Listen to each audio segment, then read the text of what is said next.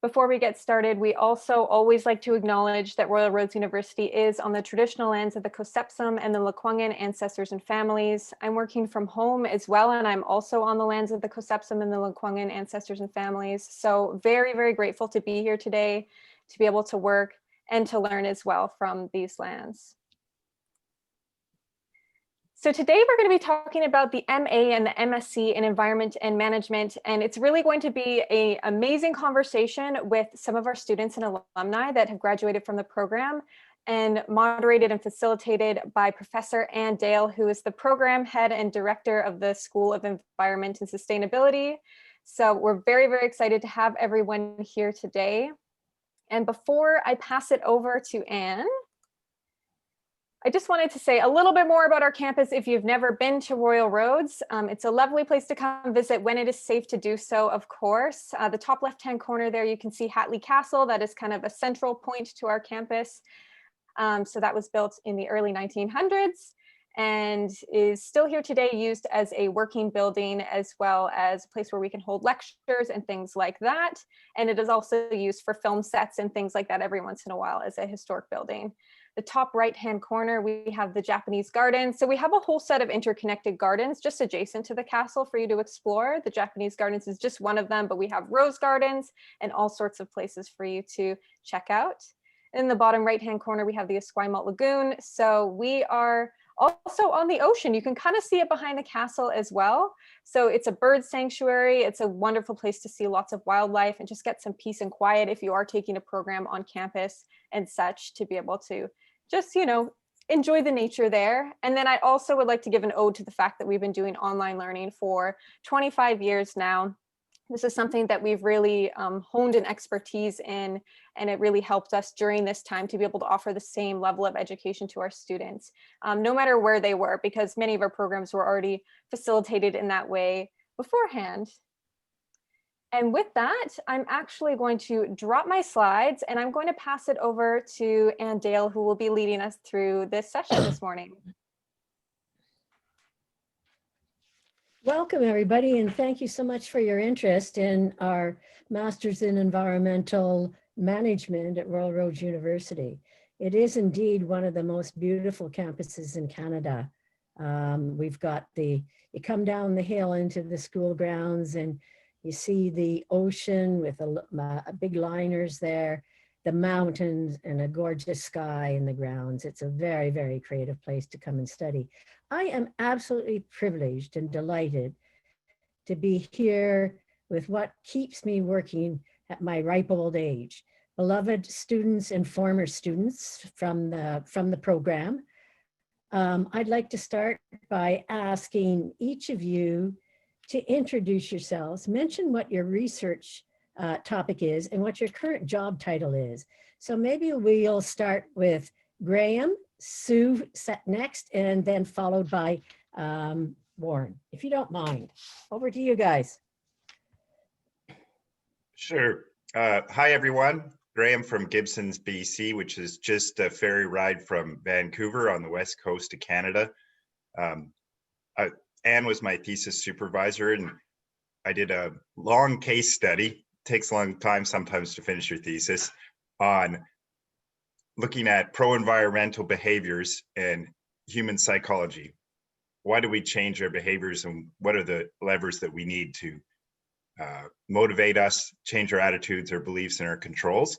So that was really fascinating. I did mine in the context of the Earth Day Festival, which is the largest civic holiday in the world. Currently, my role is the Director of Development and Programs for the Nicholas Sontag Marine Education Center. The late Nick Sontag founded ESSA Technologies. C2CH Hill was the former executive director for the Stockholm Institute, leader in sustainability and environmental sciences. We're part of a larger project that is multidisciplinary, that has called the Gibsons Public Market, that has social programming, economic programming, and also our environmental programming, where we focus on ocean conservation. So we do some natural asset management. We have a community catch and release aquarium. We have school programs, and we also do lots of events and just make things fun. So that's it for me. Thanks, Graham. Over to you, Sue. Hi, Thanks, Anne. Hi, everyone. I'm extremely pleased to be here today, and thank you, Anne, for asking me. Great to see you again, Graham. Graham was in my class, so I haven't seen him in quite a while because I finished my thesis 5 years ago now, which was on sustainability at the local level. I'm in New Brunswick on the east coast of Canada, so I looked at 3 case studies of various sizes communities in New Brunswick, delving down into the role of a gas tax that we have here in Canada, and how that was actually used within its proposed framework of supporting community sustainability plans. So that's that piece. My current role right now is as Executive Director of the Atlantic Canada Fish Farmers Association. So I work for the aquaculture industry in Atlantic Canada, specifically salmonid farming. It's a not-for-profit. I have a 20+ history of running not-for-profit, so it was a good fit for me coming out of the last residency at Royal Roads. I actually jumped right from that into this position, having received a call asking me if I was interested. And some people felt that it was a little bit of an odd shift for someone that ran an ENGO and then worked in academia for several years to then go to aquaculture, because here in Canada it's a bit controversial. But for me, understanding and having some background in oceans management, it seemed like a perfect fit. So I'll leave it there and turn it over to you, Anne. Okay, Warren, you're up next, please, if you don't mind. Great, thanks, Anne, and it's great to see all these faces on Zoom. Sorry we can't meet in person. My name is Warren Greeves, and I'm a senior economic advisor with the government of British Columbia. I'm in the Climate Action Secretariat, which is a division of the Ministry of Environment and Climate Change Strategy. There should be an asterisk next to my name on the agenda. I'm still a current student, so I just recently went through the coursework component of the MEM program, but I am just still completing my thesis study, and a very enjoyable process. My thesis topic is I'm doing a case study, an exploratory case study of climate change policy in Alberta from 2015 to 2019. So anyone who is in Alberta knows that it was a very unprecedented time in climate policy during that time. So great to explore, and not done yet, but hope to wrap that up soon. Thank you, Warren. So I'll just explain what we're going to do next. And if you have any questions, we're privileged to have our school manager be able to respond directly to you in the chat. So put any questions about the school, doesn't matter how big, how small, just throw them to ask my dear colleagues to, first of all, explain what was their biggest aha learning moment, and then in what ways did Royal Roads contribute to skills or knowledge, or just even, you know, the experience of coming together with a whole bunch of diverse students. And then we're going to have a rousing conversation about the pandemic, climate change, and biodiversity, which we hope you'll be very interested in. And I was up most of the night, so excited to be meeting with these guys again after such a very, very long time. So let's go the opposite way. So what was your biggest aha moment? And how do you think what skills or knowledge or structure helped you in your career change or continuance or whatever? So let's start with Warren, Susan, and Graham. We'll go the reverse way this time. Great, thanks, Anne. Yeah, so yeah, the coursework and the program is still really fresh in my memory since I'm technically still in it. I think the biggest aha moment and the biggest takeaway for me was really thinking hard about what it means to work in multidisciplinary groups. A group work is a big component of the MEM program, and I consider myself fortunate to be in really diverse groups that at times were challenging, but I think they really reflected the diversity of what you see in the workplace. And there's also through the mentorship of the professors, and actually we had a skilled a team coach actually come in and do some work with our team, and I found that very helpful to not only consider the group work that we had to do in the course, but also understand myself and how I approach conflict, and some of those soft skills was that's probably the biggest aha moment for me, and some of the biggest one of the biggest takeaways as well.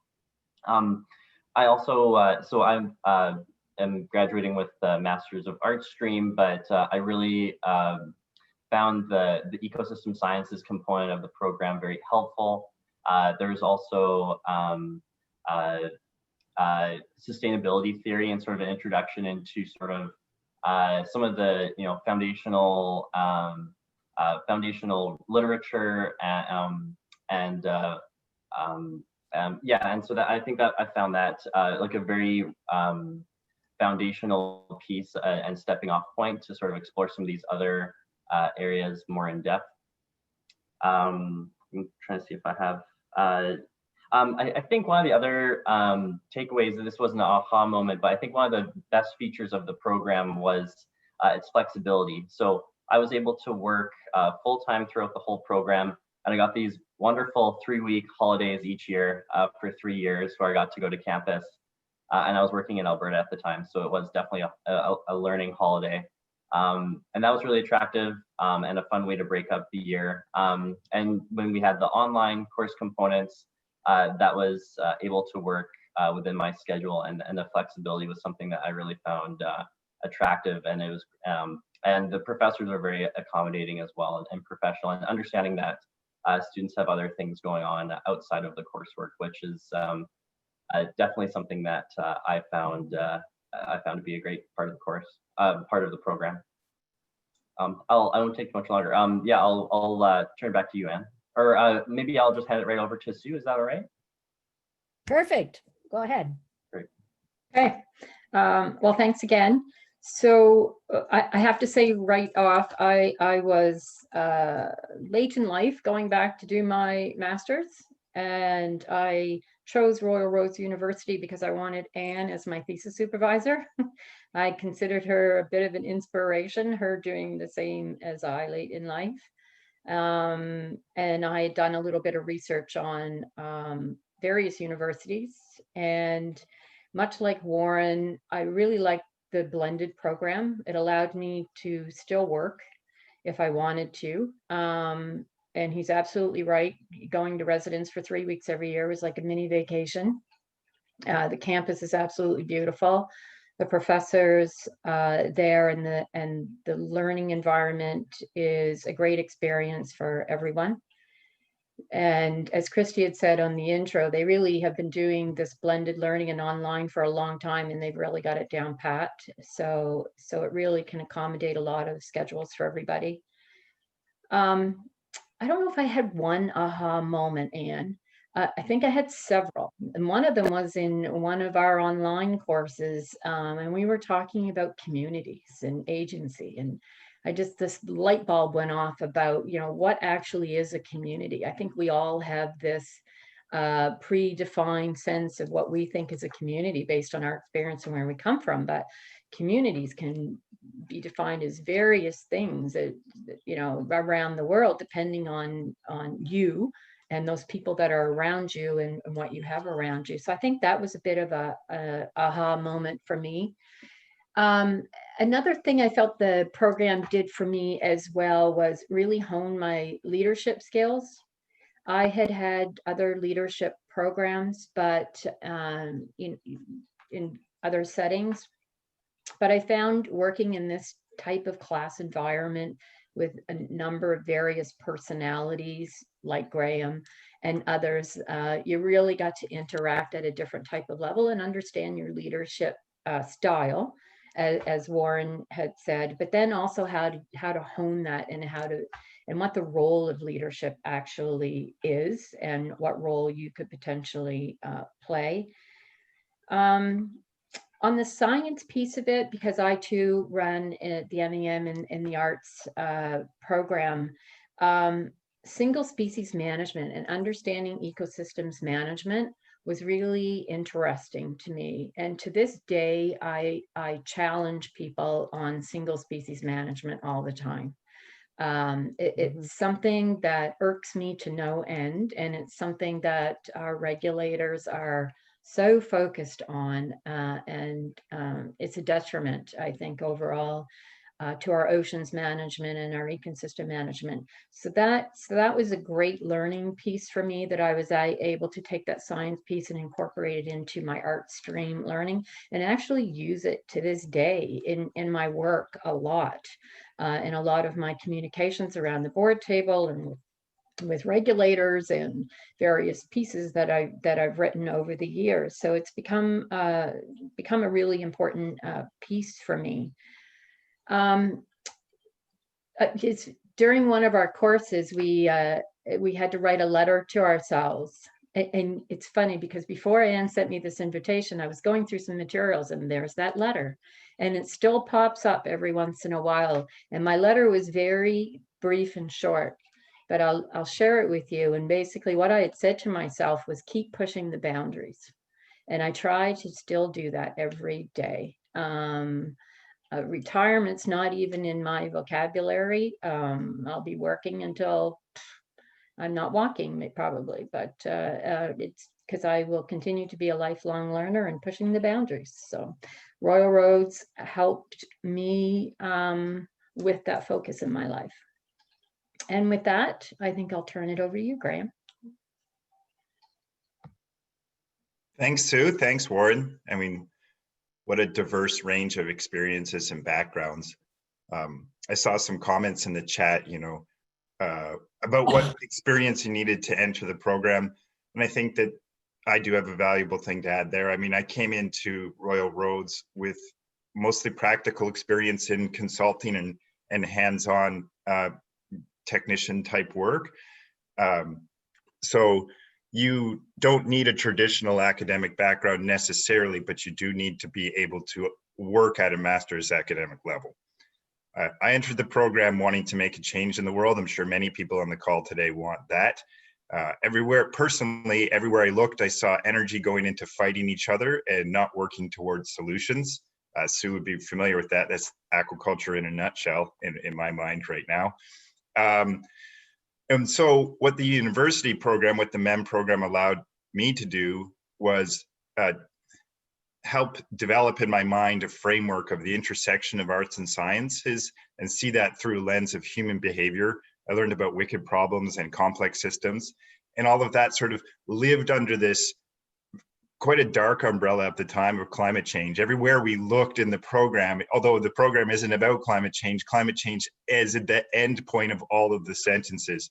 So that certainly put me down a road of despair. And I would say that we all have a chance to do personal work in our inner management. And Sue mentioned that, and Warren mentioned that. And there's lots of opportunities for leadership and management training inside these programs that help us develop a personal self-awareness at a level of groundedness and know that our actions as leaders have amplified consequences with those that are around us. So we can change the world. You can learn the tools in this program to help that. I was particularly drawn to the transdisciplinary elements of the MEM program. So this helps the emergence of a new way of seeing by connecting across disciplines and then finding the generative fields that are created by these new connections and transforming this information and experience and communities and all these elements into new tangible phenomena that can have a positive change in our society.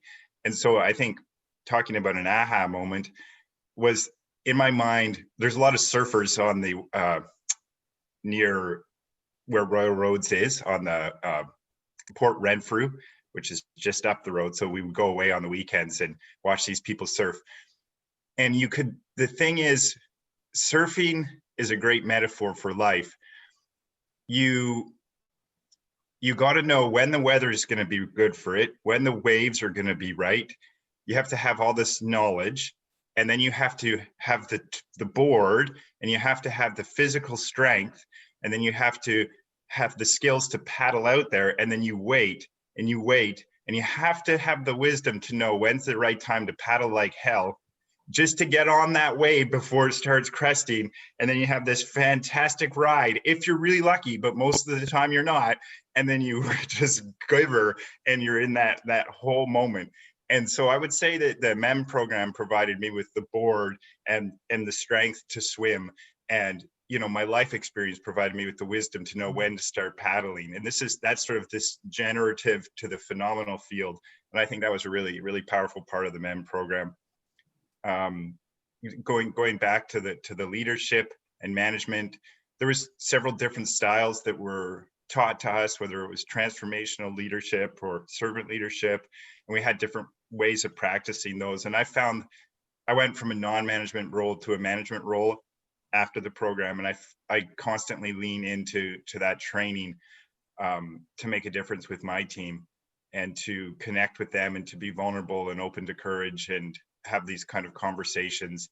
And if you want to be in the climate change or environmental field, you're already kind of expected to be altruistic. And although that's changing as it's becoming more a requirement of all business practices to have an environmental focus, it's the present state of affairs. So you do need to know how to show up as a leader that's self-empowered and grounded in yourself. So that's what I have to share.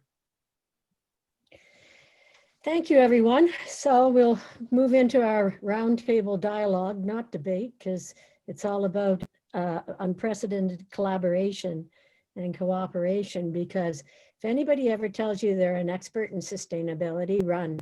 You can't be an expert in such an interconnected, integrated concept. I'd love to talk to you about our research, but we don't have time. But one of the new things we've started to look at is the intersections between biodiversity, climate change, and human health. And maybe, Erin, if you don't mind, you could put my website links in the chat room so people can get a handle on. It's reflective of what a lot of our research is. So we have both natural and social scientists. So we're certainly living in interesting times. The best of times and the worst of times, to quote a famous author. But, you know, there's nuggets of gold in everything. And one of the research topics we also look at is the co-benefits of when you do one action, you get sometimes, and Warren can probably talk more about this, unplanned and unanticipated co-benefits from doing the right thing. So if you increase the density of cities, for example, more people walk, then you decrease obesity and morbidity and all sorts of other benefits accrue. So given that overall context and the critical imperatives now of climate change and biodiversity conservation and building back better. So over to you guys. How are we going to build back better? What's critical? Do you have hope for the future? And what are some of the ways forward?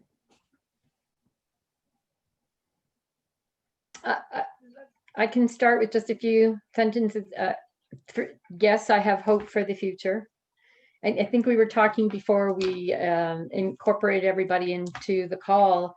I think our future, even with climate change, and climate change is going to be have a big role in the future as we go forward. As Graham said, you know, it's at the end of the sentence of so many activities that are so integrated. But I think our lives are now going to be defined with pre and post COVID. And we've seen some significant, interesting signs throughout the world during COVID. We were talking about the birds singing and how quiet the background noise is now. We have less air travel. You have less people driving cars. people are now not getting, me included, are not required to get on a plane to go to a business meeting when I can do this now. And these business models aren't going to change. People are understanding the value of just being able to walk into the next room and have a very good conversation without spending a day driving your car, taking a taxi, getting on a plane to do the same thing that takes just very few minutes.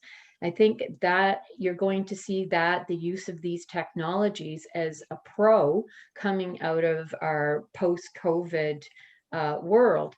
We're a very reactive human race, right? So until we had something to react to make us do these changes, I don't know. I don't know if we would have ever gotten there. Airplanes would continue to fly at the rate they did, you know, expelling greenhouse gas emissions and basically needing influxes of dollars from the regulatory parties to help because they were dying overall.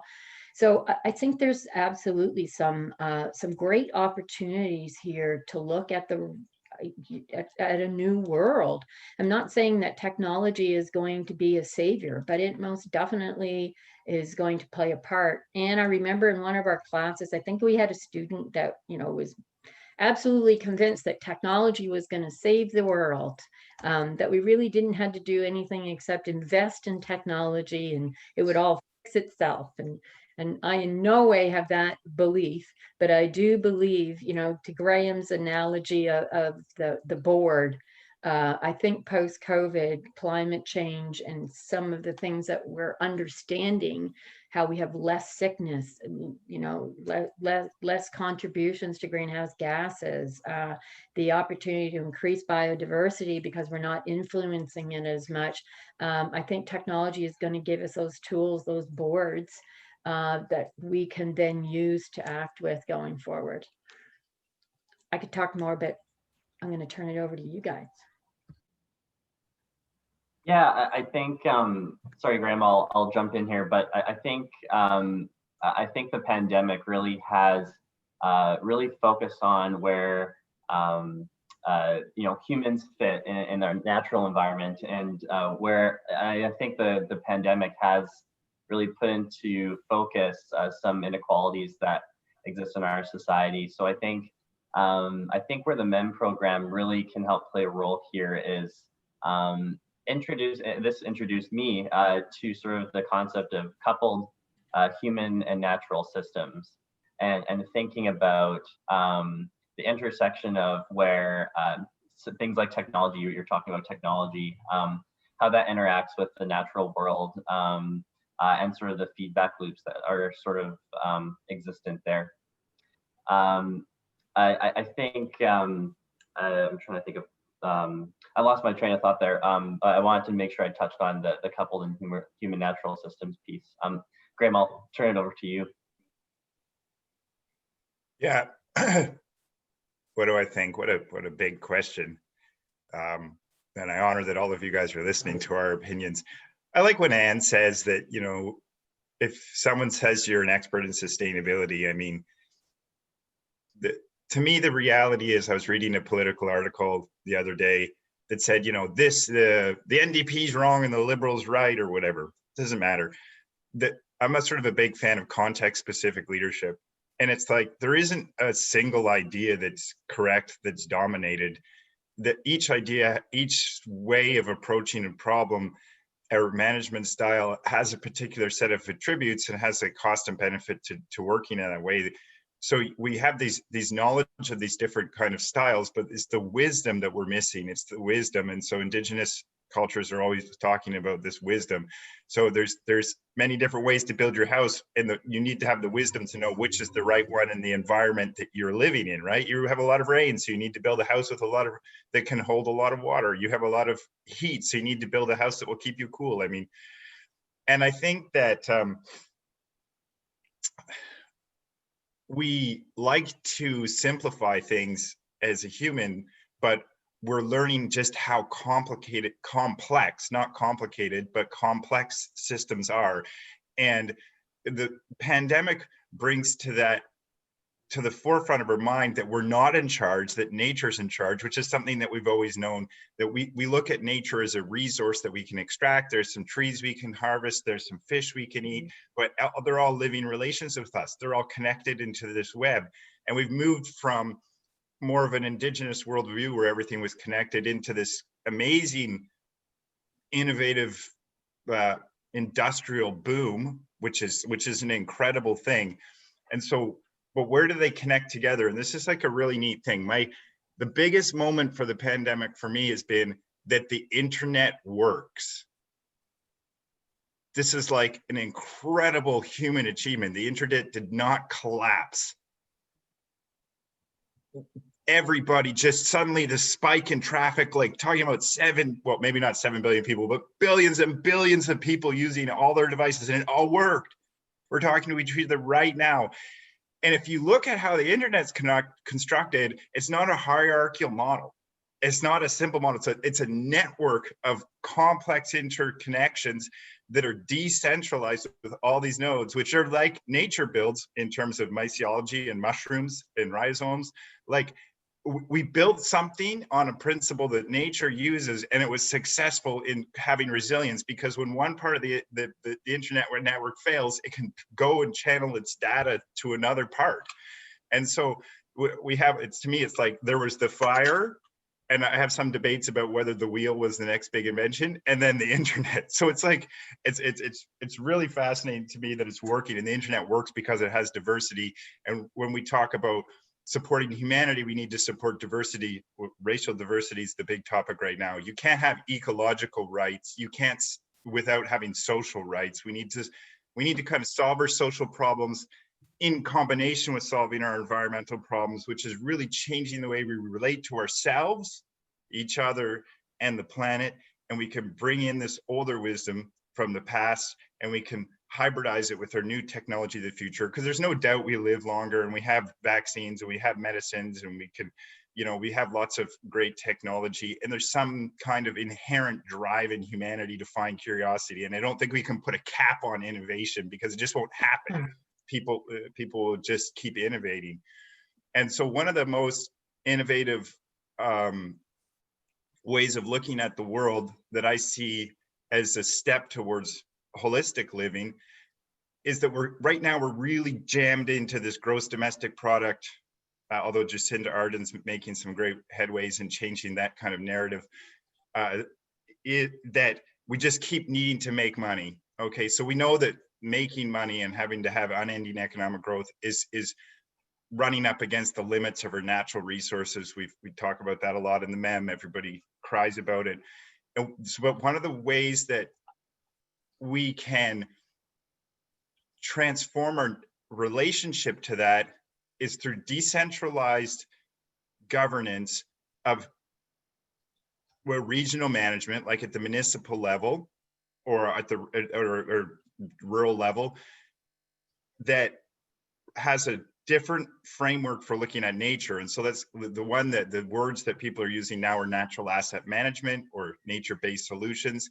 And what it does is it looks at, it says we can never value nature like nature's invaluable, just like you can't put a value on a human life, but you can value that the services that nature provides. So just like a person has a job, and because they have a certain experience, then they get paid more or less based on their experience. So nature itself provides lots of services. Some of those, and specifically to the way humans want to live, it provides lots of infrastructure services, right? It does stormwater management, it does flood regulation, it does erosion control. And by converting those services into an economic value, suddenly now you're valuing nature in an accounting method. And there's movement in Canada to do this. And what that will mean is that decision makers, political decision makers, will now look at their financial books, and instead of seeing wastewater treatment plant, $100 million, they'll see aquifer or pond, parkland, and they'll have a real value in there, because we've been making management decisions without valuing nature. We've excluded it from our things. We just said, we're going to build engineered assets because that's simple and we can control it because of these interjurisdictional problems. Watersheds go beyond different regions and different boundaries. And I think this is like the big movement that needs to happen in Canada it's not the end game. Putting an economic value on the services that nature provides isn't the end, because getting rid of money is kind of the end, but it's a really great step into actually changing the way we approach our decision making and the way that we build in the systems to keep us all alive. And if we decentralize those and we have the techniques to value them properly, then all of the co-benefits that come with those, which are like supporting biodiversity, aesthetic, cultural beauty, those things are all additional.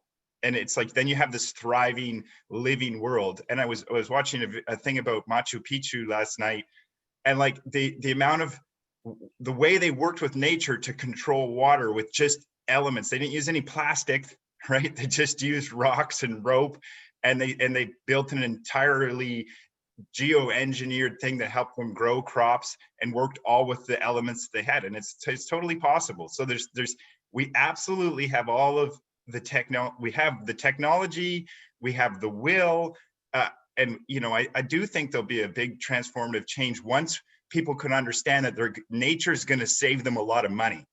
And that's really the thing that's going to get it through the heads. That's my rant. So it's a question of designing with nature rather than against nature. And, so you build overpasses for the wildlife to cross over the highways. And it's simple, like it costs more economically for the wildlife car collisions than building the overpasses. But try and convince decision makers to do that. And also there's design competitions to make them aesthetically pleasing. So I'm going to push Warren and Sue. So the IPCC, the Intergovernmental Panel on Climate Change, latest report says we've got 11 years to make a difference, and it's all about political will. So what role does government have to play in all of this? Yeah, I can maybe take a first stab at it too, if that's all right. Go for it, Warren. I think I don't want to represent the government of British Columbia on this call, but maybe just to transition from our conversation on COVID recovery to talking about to climate change. The government of British Columbia, and I was sort of watching from a distance as this work was happening, but a really cool thing happened in the government of British Columbia, which I'll maybe share. They took a multidisciplinary team, much like the groups in the MEM program. They took a multidisciplinary team. They knew that there was some funding available for COVID recovery, and decision makers in government were wondering, how do we, with what framework and what approach do we spend this money to make sure that we're helping British Columbians? And so what they did is they put a multidisciplinary team of my colleagues, and they basically put them through a process for a few months, and they made sure that they put a climate change lens on the different recommendations that came out of it. And so the funding touched all sorts of different parts of the British Columbia economy, but we want to make sure that we were taking a climate lens, and there's also gender lenses as well as another big consideration in the attempt to be intersectional. So the result of that was a 2.3 billion with a B, billion Canadian dollars in funding in terms of COVID recovery. And I know that and so I just wanted to use that as an example to show sort of how climate change is sort of underpinning some of these decisions. In regards to how government broadly is leading on climate action, you're definitely seeing this. And I know Anne, if you talk to her about government response on climate change, there's definitely been a multi-level response on climate. And so I think starting from the leadership from the federal Canadian government, significant investments. Being an economist, I'm interested in some very encouraging upward movements in the carbon tax at the federal level, and that's going to spur all sorts of investment in lower lower emitting technologies, investment in natural sinks, carbon sinks, investment in parks and protected areas, and that's a fantastic thing I think is happening. So that's at the federal level. I think a recent announcement from the federal government in Canada said that the carbon price will escalate by $15 a ton. By 2030, we'll have a carbon tax of $170 a ton of CO2. So if you work in that world like I do, you know that that's a pretty impressive price signal. Let's see here. At the provincial level, we're looking, I think a good example of climate leadership is Clean BC.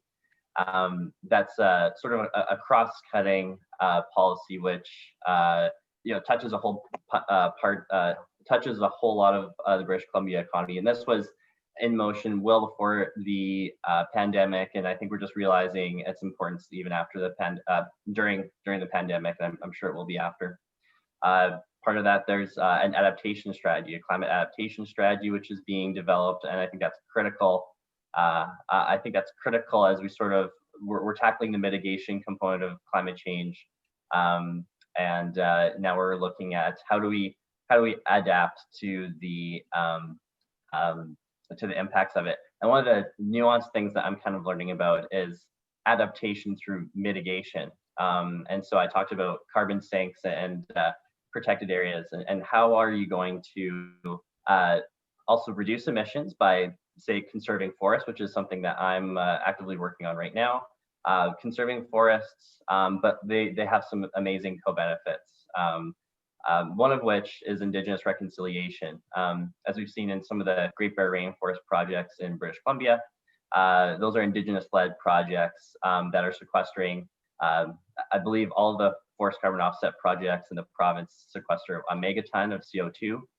Those are Indigenous-led, and they have some great biodiversity and ecosystem benefits. So I just wanted to rattle off a couple of ways that, sorry, the last bit I want to mention is action at the local level too. I think the leadership from the federal and provincial levels are really emboldening action at the municipal level, and this is different across municipalities, and I know Graham can probably talk about it more, but definitely we're seeing some leadership from the local government, and all of these.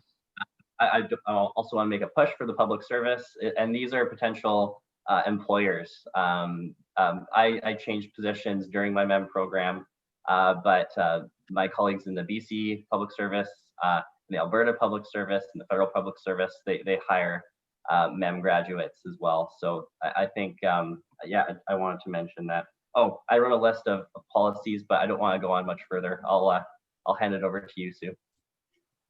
Thanks, Warren. From my perspective, at least here in Canada, I think political will is very important, but unfortunately, I think it wanes, ebbs, and comes and goes. It depends on what's happening, who that is the leader in that particular party. I always say every day I work with 3 Ps: politics, people, and personalities. And those, I think, influence our policies very much here in Canada as far as climate change is concerned. I'm not going to keep hammering on the COVID, but when you think about COVID and where we are now, and you look at the economy, the worst economy that we're going to have since World War II, most money that the government has to put out, some of the things that are going to come to the surface that they're going to focus on, obviously, are food security and health systems. So how do we incorporate new food security and new health systems within the overall biodiversity, so they work with nature and understand the role of nature in both of those? I think also politics, Anne, is very place-based, and the federal government has a leadership role, obviously, on that national stage, but they also have the responsibility to look at the place-based systems that are so critical in helping them meet those goals that they commit to at the international level. And I don't think you're seeing that an awful lot. I mean, Warren gave some good examples in BC. Here in New Brunswick, all of a sudden in the last few months, we're developing a recovery plan that incorporates health systems and food security plans, and looking at turning over crown lands to new farming opportunities, new aquaponics opportunities, so you can have your own food security here in the province, which is a bit of a game changer here. And for me, with an aquaculture hat on as well, playing a role on that. So that's where I think politics is critical. But it has to be politics that is not driven on the topic of the day. It has to be politics that is driven by the imperatives of sustainability to impact inevitably climate change. Now, do I think this focus that we're going to have on rebuilding the economy overall and food security and health systems taking a role in that provide us with an opportunity to impact climate change? 100%. So how do we ensure that the politics going forward will support that is, I guess, a question back to the rest of the panel.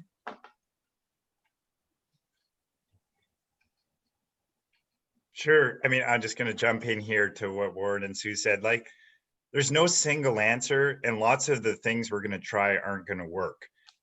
Definitely environmental thinking's like at least in the 200, if not longer year lifespan. Like, we have to think way out to think environmentally, and that's not how politics of the day work.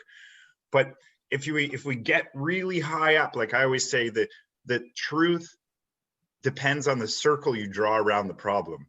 So if something's, for Gibson's, shipping oil from the Kinder Morgan pipeline is wrong, because it will maybe spill and wreck our coastline and wreck our economy. If you look at it from the Alberta's perspective, it might be right, because it'll support their economy and it's better than coal production, and America's using lots of coal and China's using lots of coal, and globally it will reduce the greenhouse gas emissions by shipping bitumen. So it's like, but if you pull yourself really high up and kind of look at this global issue, there isn't a single silver bullet strategy that's going to save us from climate change. We're not saving ourselves from climate change. I mean, in my opinion, mitigation's like right out the window, but adaptation and resilience are a way to teach us, like, we're going to be forced to learn how to work with nature, right? And we're going to be forced into this relationship, because there's going to be lots of fires and lots of floods and lots of storms, and people are going to build differently because of it. At the same time, all of this learning, all the people that are on this call today, all the people that were in our cohort from 2012 to 2014 have gone out and they've spread these ideas, and it's created the feedback loop. We're celebrating the environment in a much different way in modern times, that's shifting human psychology to saying, yeah, the environment does have value. Our parents think it has value now. We hosted a speaker series last night with Fiona Beattie, who's an expert in like spatial mapping and decision making. It showed all this data, and there was like all these boomers on the call, and they were literally saying on the call, I have so much enthusiasm, so much optimism for this younger generation. They're donating their money, they're putting back into the system, and so that loop goes around and behavior shifts. And we just have to look at 80 years ago, or I don't know the exact date, and I'm going to embarrass myself, but when women weren't even allowed to vote. I mean, when we get really right into our single year, we don't see all these fantastic changes that are happening. And the news does tend to focus on the fear narrative and not on the celebration narrative. But celebrating our wins is going to help change the way we love nature as a society, which will help advance our policies. Some of those policies will fail. Some of the politicians will fail. Not all of the funds that are put out by the federal and provincial governments will work, but some of them will. I've applied for all of these funds that Warren has talked about. Our organization, the Climate Action and Awareness Fund, which is a federal fund, BC Clean Coast Clean Waters Initiative. It's fantastic to see that the money that's being spent right now to stimulate the economy recovering from COVID is almost all based on social justice and environmental issues. like you know, even if it's available for profit companies, which some of it is, they still have to be doing work that's either improving the social conditions or improving the environmental conditions of society from our general collective consciousness viewpoint that we have here in Canada, right? So I think that things are really getting better. They're going to get really worse with the environment, but people are going to get better at the same time, if that makes any sense. Yeah, I think so, Graham. I agree. Yeah, and I think sorry, Anne, go ahead. No, go ahead, Sue, and then I'll add something after, if I may. No, I was just going to agree with Graham. I think you have a different generation that is coming up. And I think that generation is going to make a significant difference in this particular time frame that we're talking about. And in the near, you're seeing that now. But again, I think it's still, you know, from a political perspective, it's still very place-based. I mean, Graham, you're talking about conference you had last night and chatting and looking and applying funds in BC. And we all know when we look across Canada, BC's role in being a leader on those green initiatives. But so again, that's just a good example of the people that live in BC and the political role in that. But I think you're absolutely right. I think you're going to see some more change.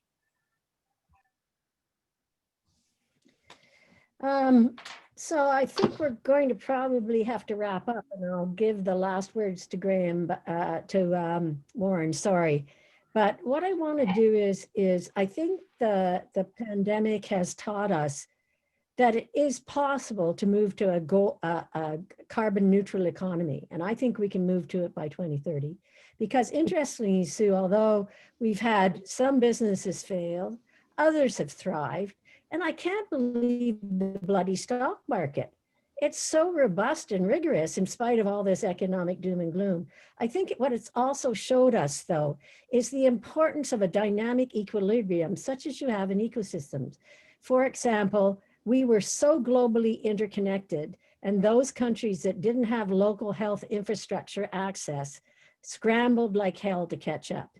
So we need a dynamic balance between local critical infrastructure that's necessary in every country and global, but it can't swing from one to the other. A healthy system is a system that recognizes, Sue talks a lot about place-based, and I think that's really, really important. So this concept of localization, but I think the other important thing it's taught us, and this is a very personal statement, is the importance of diversity and recognizing that there are many empty seats at the table in our discussions. And we've got to start looking at how we fill those seats. But the undervalued, the people that kept us going through this COVID-19 were the most undervalued and underpaid people in the economy. It was the garbage collectors. It was the mail people. It was the clerk in the supermarket that checked your groceries. And there are increasing demands now for a national income scheme. And I'm hoping that that will continue post-pandemic, because, you know, you can't have healthy communities or healthy ecosystems if people don't have access to basic housing, clean air, land, and water, and food security has been mentioned as well. So it's showing us, yeah, you want to be interconnected. We want to be interconnected through relationships, but, and here's a question I'll leave with you guys. Do we want to be so tightly coupled that it becomes ideological whether or not you wear a mask? And that's kind of a funny question. Over to you, Warren, for the last word. Great, thanks. And just before we wrap up, I just want to address a question that I saw in the chat. Stuart had asked how it was managing a course load and a full-time job, and it was difficult. There's definitely were some weekends, several weekends of solid schoolwork and evening work, or making sure you have an employer that's flexible with you working sometimes in the day and then making up for it at night or something like that. But I definitely managed, and I'm still managing. It's not difficult, but it's not easy either. So it definitely requires a focused effort. Just pivoting back to the issue about sort of the decoupling of the economy and Right on, Stuart. Yeah, I definitely think that we're gonna need to put people first, and this conversation that we're having, talking about, where do humans fit within these natural systems and the role that technology plays. I think that if you do go into the MEM program, these are the kind of conversations that I think you're going to be having with your classmates and your instructors.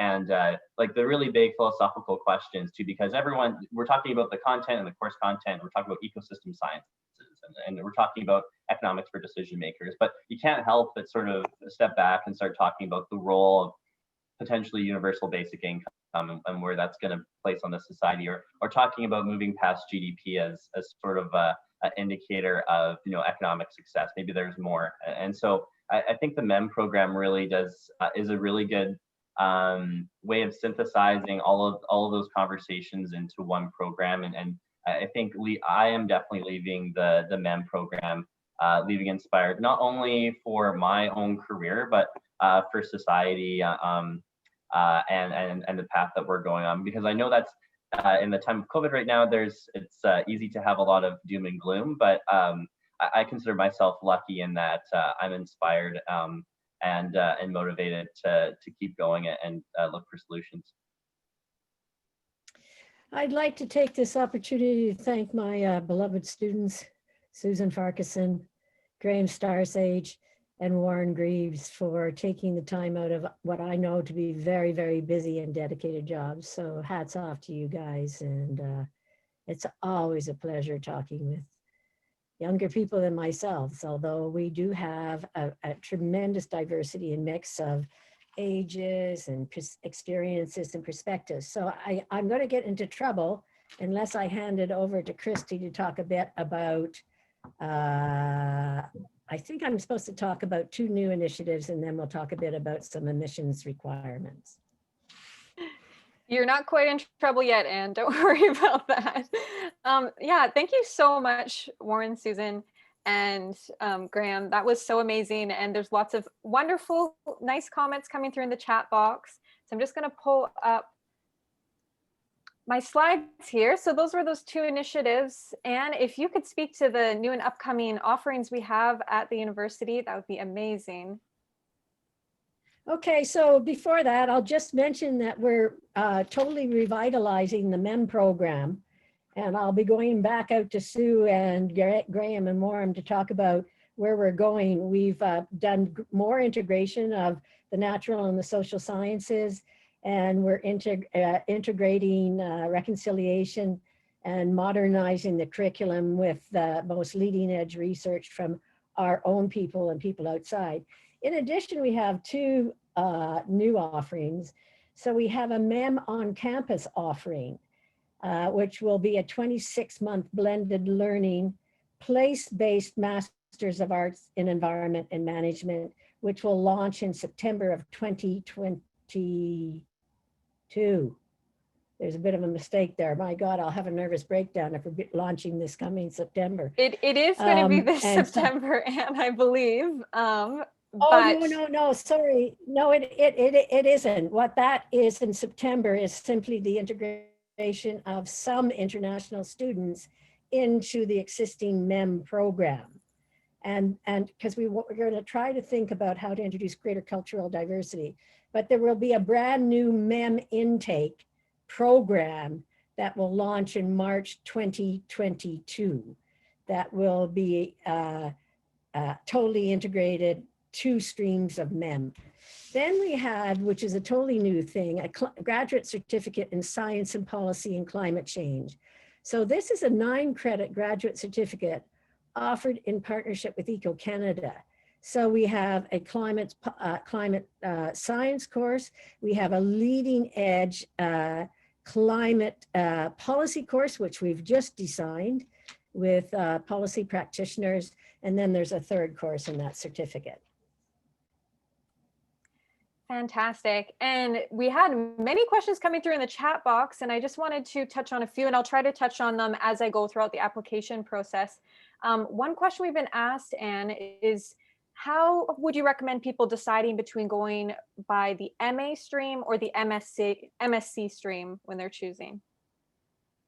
Well, I'd invite my colleagues to add to this too. There is an overemphasis placed on science. Um, it's still seen as a harder degree or more rigorous than a master's. I think that's absolute garbage, because what we need is integrated natural and social sciences to identify some of the solutions we have. Follow your heart. If you're coming back to school as an adult learner, don't compromise at this stage, because what you want to do is you want to improve your mind. This is the biggest investment you're going to be making in yourself. So you'll do a mediocre job if you don't follow your passion. So if it's the arts, if that's your research question is based more on the social, the people side of it, then go for it. If it's more on the scientific, quantitative, then go for that as well. Warren. Yeah, just a quick comment. I felt very much that I needed to do something in soil sampling or water sampling, or I needed to do some sort of science component. But I really was assured that my Master's of Arts kind of stream was very much acceptable in the program. And so I just wanted to add with that color there. Okay, fantastic. And I know that we are on the hour now, so I just wanted to acknowledge that. But if you do have time to stick around, I'm just going to continue on through the application process here, and then we will wrap it up with that. So firstly, for the MEM program, we have standard admissions and flexible admissions. So I'll start off with our standard admissions. You will need a 4-year or comparable undergraduate degree in a related field with a minimum GPA of a B from a recognized post-secondary institution, and at least 2 years of relevant work experience or volunteer experience with that. And then applicants who meet the degree requirements but not the GPA requirements will normally be required to take the academic writing and critical thinking course we have. And if you don't fit into that box exactly, don't worry too much yet, because we also have our flexible admissions. So that could look like normally 6 years of relevant work experience or an equivalent combination of education and experience, a combination of post-secondary and professional accredited qualifications. And then again, all flexible admissions applicants will be required to take that academic writing and critical thinking course. So these are assessed on a case-by-case basis. I highly recommend that you reach out to our enrollment team or our international enrollment team to help you if you are confused about this or just want to know a little bit more. They're super helpful in that domain. And I will have a slide coming up with their contact information again in just a few slides here. So the application, and I do acknowledge there was a lot of questions about specific circumstances about the application and if you would qualify and things like that. Those questions can definitely be forwarded onto our international team as well, because they're the best at being able to tell the more minute details of your eligibility in the program.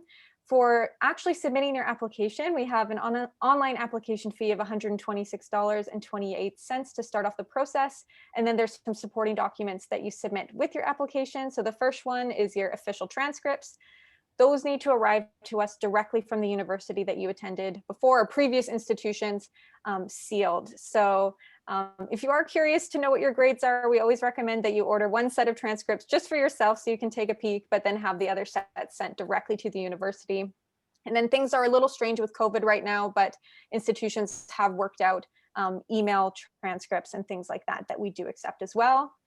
Next is a detailed resume. So this can be quite a bit longer than your typical CV that you might use for a job application. So include anything like obviously your work experience, your education experience, volunteer, and any specific projects you want to speak to that would be relevant to your application. So please feel free to make that as lengthy as it needs to be.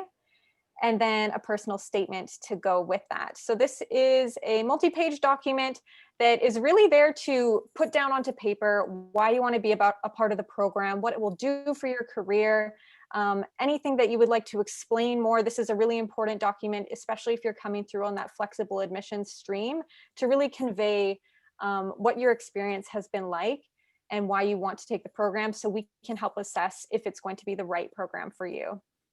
And then lastly on there, 2 letters of reference. So the ideal is if you have 1 letter of reference from a professional background and 1 from an educational background. There is a little wiggle room on that. Say if you've been out of school for a long time. I know there was a question in the chat box about that.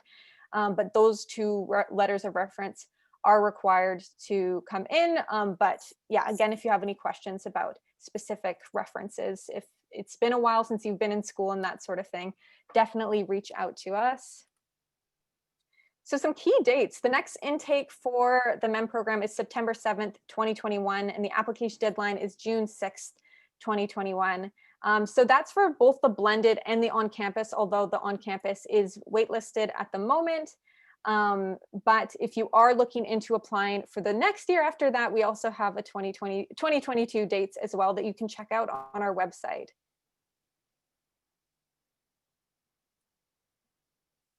Okay, and financial aid, I'll just touch on this really quickly. There was some questions about different funding opportunities, scholarships, and things like that. So the best team to reach out to is our financial aid team. We have their email listed there, and there's lots of solutions that they can find from you. I should mention, I was also a past student of Royal Roads as well. I took a program within the School of Environment and Sustainability, and this team was so helpful when I was going back to school, and they were able to find some opportunities for me too. So I would say it doesn't hurt to try, because getting some free money to help with your education doesn't hurt anything, because it's a really big undertaking. And our enrollment services. So we've had many helpful people in our chat box today helping answer questions. If you do have anything that wasn't answered today in the chat box, or that you just want to talk about some more, we do have the contact information here for both domestic students, or if you would be joining us internationally, we have the email address listed there. And a question there, so the blended program is not waitlisted. So Cecile, you can definitely still get your application in from that. Okay. And with that, we're just coming to the end of our session today. Anne, is there anything else you wanted to add before we head out for the rest of our days? No, I'd just like to thank everybody for being interested in listening to our dialogue. And I'd particularly like to thank my students and former students and all of you for coming today. And let's all work together to make the world more sustainable in our places. Thanks, Thank you so Anne. much, everybody. Stay well. Thank you all. Have a good day. Bye-bye.